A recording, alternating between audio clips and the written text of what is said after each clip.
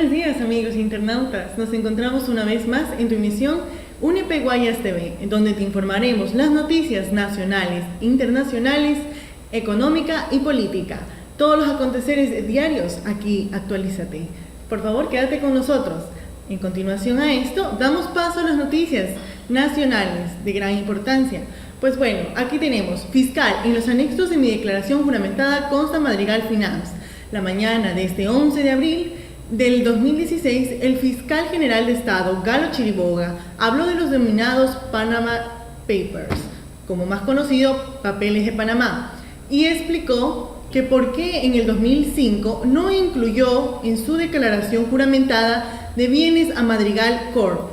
De allí que el fiscal señala lo siguiente: en el Banco Agrícola Ganadero del Ecuador tenía una inversión de $80.000, pero por la crisis de 1999 no pudo ser honrada en ese banco, y me indicaron que la única posibilidad de honrar esa obligación económica era entregándome un pagaré. El pagaré era a la orden del Banco Agrícola Ganadero por 220 millones a 946.000 sucres que los esposos Chaldek debían al banco. Ese monto en sucres, considerado la cotización de ese entonces, presentaba 39.447, por lo que yo perdí el 50% de la inversión. Cuando el juez ordenó el pago a ellos, se firmó la escritura de compra y venta con la empresa Madrigal Finance Corp. La propiedad de Madrigal se puso en un fideicomiso de administración que se lo hizo con la otra compañía, indicó Chiriboga en Ecuavisa. De allí que Chiriboga advierte que ese fideicomiso se puso porque administre un inmueble que estuvo abandonado por más de 4 años. Ese inmueble no tenía posibilidad alguna de venderse ante la crisis financiera de 1999. Chiriboga señaló además: en el directorio Madrigal aparecen personas en quienes yo confío. No es que yo voy a poner a mis enemigos. Y aseguró que en la declaración juramentada del 2010 ante la Contraloría consta una inversión de $10.000 en Madrigal Finance. En los anexos de los inmuebles de la declaración juramentada también consta la propiedad de Madrigal Finance. Esto no consta en las declaraciones anteriores a los 2016, porque estaba en poder de la fiduciaria. Luego aseguró que antes de posesionarse como fiscal general, dejó de figurar en Madrigal Finance, que por sus funciones no puede estar vinculado a ninguna empresa.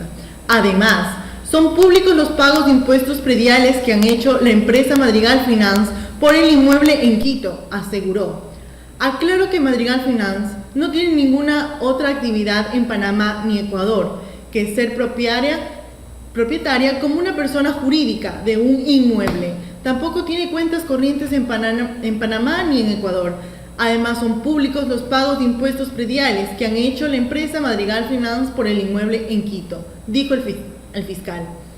En otras noticias, la administración del dinero electrónico está en debate. Las 56.000 cuentas de dinero electrónico deberían pasar a banca privada para avanzar en una alianza con el sector que impulse el uso de este medio de pago, dijo ayer, 11 de abril, la Asociación de Bancos Privados del Ecuador. Para el gremio, ninguna cuenta debe quedar en manos del Banco Central del Ecuador, pues el rol de crecer cuentas corresponde al sistema financiero privado. Ahí tendríamos una alianza para que el banco trabaje sobre el área que les corresponde, que es crear unas nuevas cuentas bancarias, lanzar estrategias de dinero electrónico. La parte pública se encargaría del control, señaló ayer Julio José Prado, presidente de APPE. Cuando pase a la banca privada, permite que varias instituciones comiencen a competir entre sí para presentar de forma adecuada. Prado cuestionó ayer la intención de masificar el uso de dinero electrónico a través de la llamada Ley Orgánica para el Equilibrio de las Finanzas Públicas, que entró ayer a primer debate en la Asamblea. Cuando estábamos bien, ¿cuáles son las mejores alternativas para que el sector privado pueda entrar en el sistema? El Ejecutivo lanza esta reforma y ahora cualquier iniciativa de dinero electrónico tiene que ponerse en marcha en 3 semanas, lo cual es muy difícil, dijo el titular de AP. El ministro de la Política Económica, Patricio Rivera, dijo la semana pasada que el gobierno se encuentra conversando con actores privados para que administren el sistema de dinero electrónico. La reforma tributaria propone devolver 2 puntos de IVA a quien use este medio de pago para masificar su uso.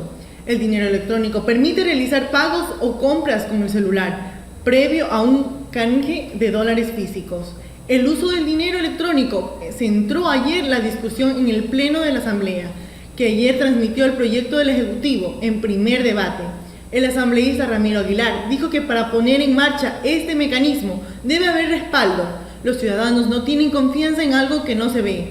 El legislador de Creo, Patricio Donoso, aseguró que hay que ser cuidadoso ante un posible doble emisión por parte de la BCE. Algo se ha dicho rechazado por la entidad. El dinero electrónico con 4 temas pendientes, ajustes a la reforma tributaria y un giro de dinero electrónico, Patricio Rivera. Estamos conversando para permitir una administración privada del sistema de dinero electrónico. Franco Romero, asambleísta de la PSC, anunció que remitirá a la Secretaría de Asamblea un documento que muestre los riesgos del uso del dinero electrónico. El oficialismo defendió la iniciativa. Carlos Bergram, asambleísta de Alianza País, indicó que el proyecto marcó un amplio interés de la ciudadanía por el mecanismo, ya que desde el 31 de marzo al 8 de abril se abrieron ya 2.200 cuentas. Para Bergram, este incremento, que equivale al 4%, significa que la gente está tomando conciencia de que se debe fortalecer la dolarización. La también oficialista Rosana Alvarado criticó que los bancos quisieran operar el dinero electrónico, ya que sucede que esto podría haber servicios bancarios caros. El recorte a los gobiernos autónomos descentralizados también se debatió ayer. El proyecto de ley establece que el ente rector de las finanzas públicas podrá aumentar o rebajar las asignaciones de los GAD hasta por el 15% en relación con las cifras aprobadas por la Asamblea, pero la reforma no dice cómo se efectuará esta revisión, si es mensual, trimestral o anual. 2 horas antes de arrancar la sesión del Pleno, el bloque oficialista se reunió con autoridades de gobierno para analizar el proyecto. Entre los funcionarios estuvieron el titular de Finanzas, Fausto Herrera, y el presidente del Consorcio de Gobiernos Autónomos Provinciales del Ecuador, Gustavo Baroja. El prefecto dijo que como Cangope había solicitado a los asambleístas que se haga una liquidación trimestral de los ingresos reales a fin de que el GAD sepan cuánto dinero contará en el año del aprobarse el proyecto. El independiente Osvaldo Arriba dijo: de aplicarse los ajustes, el recorte afectará a las obras del GAD, pero los oficialistas exigieron que los GAD no sean autónomos, solo de nombre. Según Soledad Buendía, el 3% de las prefecturas consigue el recurso de autogestión y el 15% de los municipios. Propuesta al proyecto de ley no hubo hasta las 6 de la tarde de ayer, excepto las de la oficialista Vanessa Fajardo. Ella propuso que se excluya el pago de los impuestos a la salida de divisas a personas con enfermedades catastróficas que deben viajar por tratamientos, que se fijen con claridad los montos de exención del IVA de los adultos mayores y que se grave a las bebidas alcohólicas de mayor contenido alcohólico. Bueno, hasta aquí llega otra noticia en la que se dio mucha controversia. A esto vamos al imputado en el caso de Montañita, que rindió su versión desde la cárcel. José, un ciudadano extranjero vinculado en la investigación por el asesinato de 2 turistas argentinas en el balneario de Montañita, rindió este lunes 11 de abril de 2016 su versión ante el fiscal del caso, María Coloma. El imputado entregó su testimonio desde el Centro de Privación de Libertad Regional del Guayas, en el norte de Guayaquil. Su declaración prolongó por 4 horas desde la 1 de la tarde.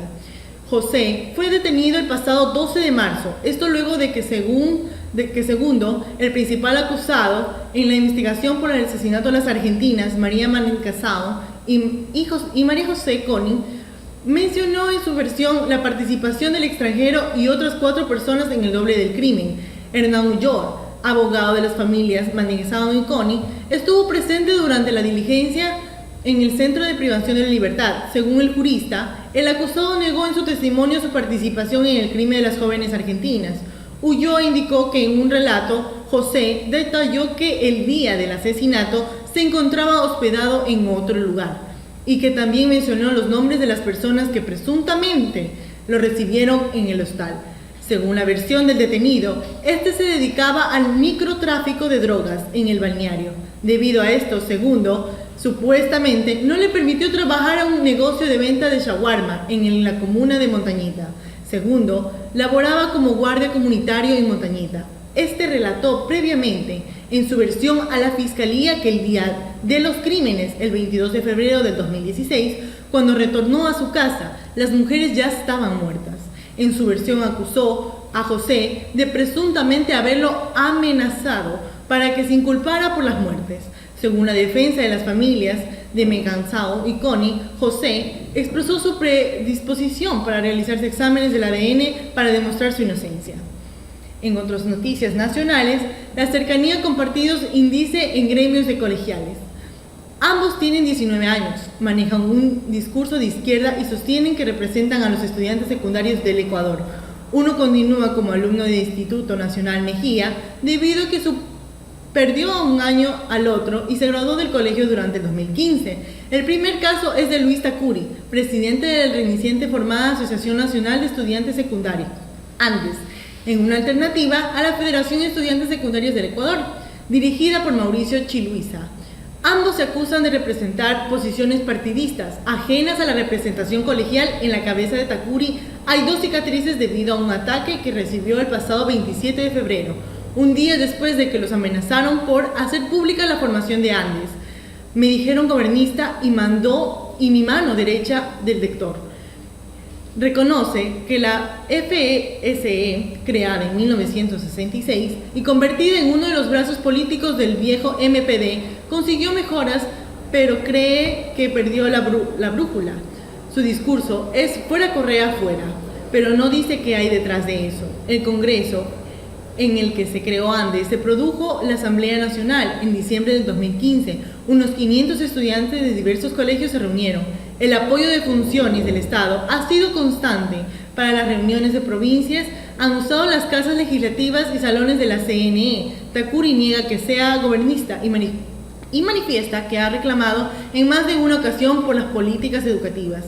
Acepta que el ministro de Educación les ha ayudado a conformar los estatutos con los que pretenden inscribirse. El 1 de marzo de este año, el ministro Augusto Espinosa colgó en su cuenta de Twitter una foto con integrantes de este gremio. Escribió: grato escuchar importantes reflexiones sobre la educación de los dirigentes estudiantiles de Andes, con quienes no se ha reunido Espinosa, es con la FESE, en una entrevista en este diario. En el diario El Comercio, nuestro diario aliado. Una vez más sostuvo que este gremio no existe, pues no tiene representación estudiantil. Consultó qué edad tiene y en donde estudian sus cabezas, pues ya no son secundarios. Dijo que están en contacto con los verdaderos dirigentes. Mauricio Chiluisa, presidente de la FESE, comentó que los gobiernos de derecha siempre han tratado de deslegitimizar a una federación. Ninguna de las organizaciones de esta inscrita en este ministerio. Desde aquí se trabaja directamente con los estudiantes secundarios, con diálogos y talleres en las oficinas o en los colegios, informó la cartera vía correo electrónico Chiluisa. Fue elegido hace 2 años en un Congreso Nacional con 500 estudiantes de 20 de las 24 provincias. En los estatutos de la FES se establece que todos los matriculados de primero a sexto curso son miembros de premisas que no es compartida. La FES es parte del Frente Popular que agrupa a los gremios de maestros, universitarios, colegiales y trabajadores del distinto MPD y del colectivo de las organizaciones sociales opuesto al gobierno.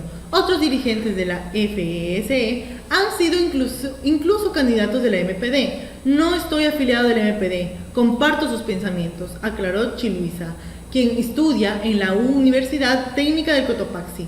La entrevista fue en el edificio de la UNE, en donde la FES tiene un espacio. Para él, el nacimiento de Andes es parte de una política de división del gobierno. Remigio Jaramillo del Montúfar no se siente representado ni por los Andes ni por la FES. Para él es hora de refrescar el discurso para unir a los adolescentes. La opinión lo comparte Dylan Morocho, presidente del Consejo Estudiantil del Mejía. Los colegios municipales tampoco están cerca de estos gremios. Iván Izquierdo, del Benalcázar, no ha recibido invitación para participar de ellos. Han trabajado en otros procesos de integración como la red CENIT, que integra colegios sudamericanos. Las acciones se encaminan a mejorar la calidad de educación. Alejandro Madrazo, presidente del SEC, no se siente identificado con las dos organizaciones. Trabaja en conjunto con otros consejos estudiantiles privados. En un grupo de WhatsApp están los representantes de 20 colegios que han efectuado iniciativas sociales y también han fomentado la unión de su manera en cuestión a esto. Los gremios de estudiantes secundarios no deben limitarse al partidismo, apunta Gonzalo Criollo, presidente del Consejo Estudiantil del Montúfar. Cuando depende de un partido por el dinero de otros temas, lastimosamente se vende la lucha para después, en tiempos de campañas, mover banderas a favor. Él, luego de una suspensión ocurrida tras una manifestación, volvió ayer a su plantel, rechazó actitudes oportunistas de dirigentes que, aprovechando la coyuntura, buscan llenarse esta lucha, que es la de los estudiantes, en revelación a invitaciones de partidos a unirse a sus filas. Pasamos a noticias internacionales.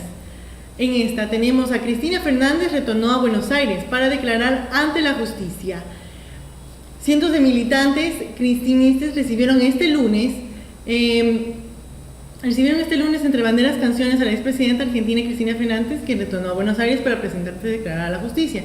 Tras pasar varios meses en la provincia de Santa Cruz, Fernández arribó a las 21 horas en el vuelo de la capital de Argentina.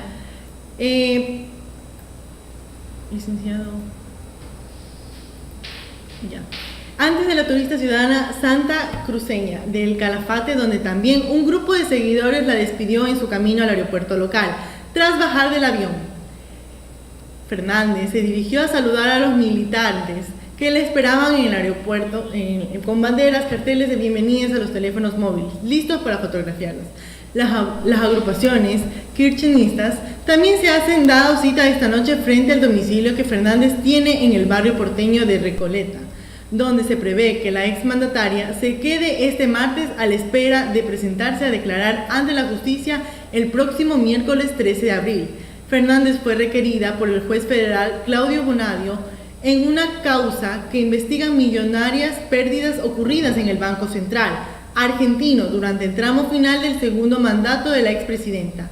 El magistrado investiga las declaraciones de contratos de futuros de dólar por los que el Banco Central había pactado de vender dólares a un precio que redondeaba a 10,65 pesos por unidad, por debajo del precio establecido en la Bolsa de Nueva York, que por entonces que se situó alrededor de 14 pesos, según el juez de la diferencia entre el precio pactado y el mercado. El Banco Central registró una pérdida de 1.552 millones de pesos por los contratos cerrados de septiembre de diciembre a 2015, mientras que las ventas celebradas por el periodo comprendido entre enero y junio del 2016 se registró un saldo negativo de 27.724 millones de pesos. Por esta causa, Fernández declarará ante Bonadio el próximo miércoles 13 de abril, una presentación a la que irá acompañada también por militancia kirchnerista que prepara una marcha en apoyo a la exmandataria a las puertas de los tribunales. Recientemente, la ex jefa de Estado también quedó involucrada en una causa que investiga una presunta red de lavado de dinero, por lo que un fiscal federal pidió formalmente una investigación más a fondo. En otro caso internacional tenemos el Congreso brasileño recomienda juicio para la destitución de Dilma Rousseff. Una comisión parlamentaria brasileña recomendó este lunes abrir un juicio de destitución de la presidenta izquierda Dilma Rousseff, una decisión que deberá ser ratificada por la Cámara de Diputados en los próximos días. La decisión fue aprobada por 38 votos a favor y 27 en contra, tras 10 horas de debate que concluyeron en medio de gritería entre adversarios y partidos del jefe de Estado, en caso de popularidad menos de 2 años después de su reelección. Si la Cámara de Diputados convalida la decisión por una mayoría de 2/3 y luego del Senado ratifica, Rousseff sería separada de su cargo por un plazo máximo de 180 días. En espera de que la Cámara Alta sea un fallo definitivo, la vicepresidenta centrista Michelle Temer, convertido en su máximo adversario, le reemplazaría hasta el fin de su mandato en 2018.